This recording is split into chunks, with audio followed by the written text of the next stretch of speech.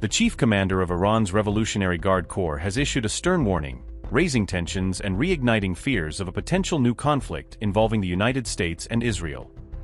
Major General Mohammad Pakpour declared on state-run Press TV that Iran's forces remain on high alert, with their hands firmly on the trigger, ready to respond to any threat that challenges the nation's sovereignty.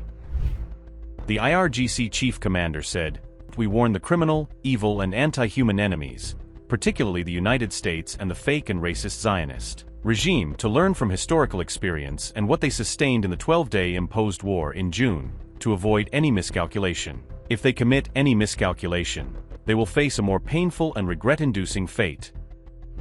He further emphasized that the IRGC has significantly strengthened Iran's defensive capabilities, reinforcing its readiness to deter aggression and to safeguard the country's borders with greater precision than ever before.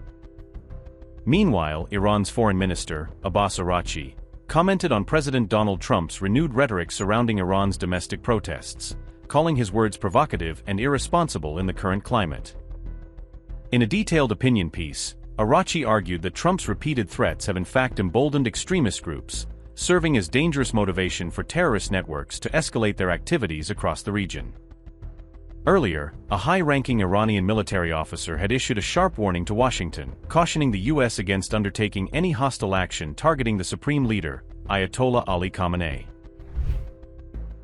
The Iranian general said, "We do not attach significant importance to Trump's clamor. Trump knows that if a hand of aggression is extended toward our leader, we will not only sever that hand. And this is not a mere slogan, but we will set their world on fire and leave them no safe haven in the region. The enemies are aware of this, yet they continue their cognitive warfare. They know that if even a corner of our territory is violated, we will neutralize the threat before it can expand." One of the major scenarios during the 12-day war was to provoke turmoil in the markets simultaneously with military pressure. As soon as the merchants and guilds realized that the enemy was seeking to exploit the situation, they did not delay for even a single minute. On the night of January 9th, all evil groups and parties united and entered the scene in an organized manner. However, the merchants and guilds once again showed self-sacrifice here and disappointed the enemy. At the same time, the U.S. Central Command revealed that it is deploying additional fighter jets to the Middle East, a move interpreted by analysts as a clear sign of Washington's preparation for possible confrontation. In a notable development, reports emerged that the U.S. president was forced to switch aircraft on the night of January 20th to 21st, following a mid-air technical malfunction that grounded his original plane. Donald Trump briefly returned to Joint Base Andrews in Maryland, where he boarded a replacement aircraft before resuming his transatlantic journey. According to officials, the flight crew aboard Air Force One detected what was described as a minor electrical issue mid-flight, prompting the precautionary measure to ensure the president's safety. Trump was traveling to Switzerland at the time, bound for the 2026 World Economic Forum in Davos, where international leaders were scheduled to discuss global stability and economic recovery. Notably, just hours earlier, Trump had issued a public warning to Iran, cautioning its leadership against plotting any assassination or murder conspiracies in retaliation to prior U.S. actions. Donald Trump said, "The whole country is going to get blown up.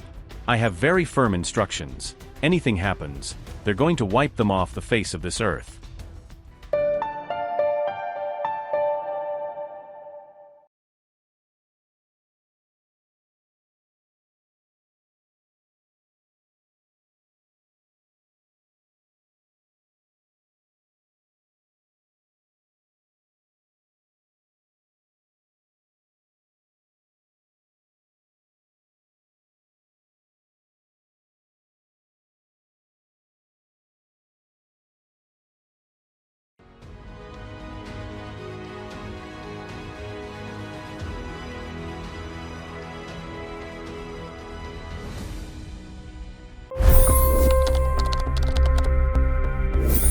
$25 crore गरीब गरीबी को परास्त करके बाहर निकले। For the good of our nation, let's work together and let's truly make America great again.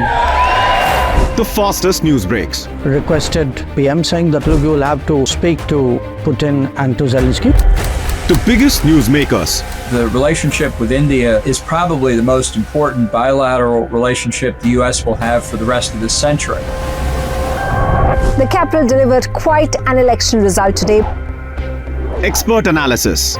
The million-dollar question today is how to stop this dance of death. Ground reports. I'm standing at the crossroad of the Kumbh Mela. Behind me are more than 100 entry guards. Long-form interviews. Exclusionary politics is reflected in Manipur case as well. You don't bother because this is a small state. Deep dive into burning issues. It's often said DRC could be the richest country in the whole world. It's because of what sits underneath. Why exactly did the US topple the Sheikh Hasina government? HT videos. We don't just break news, we break it down.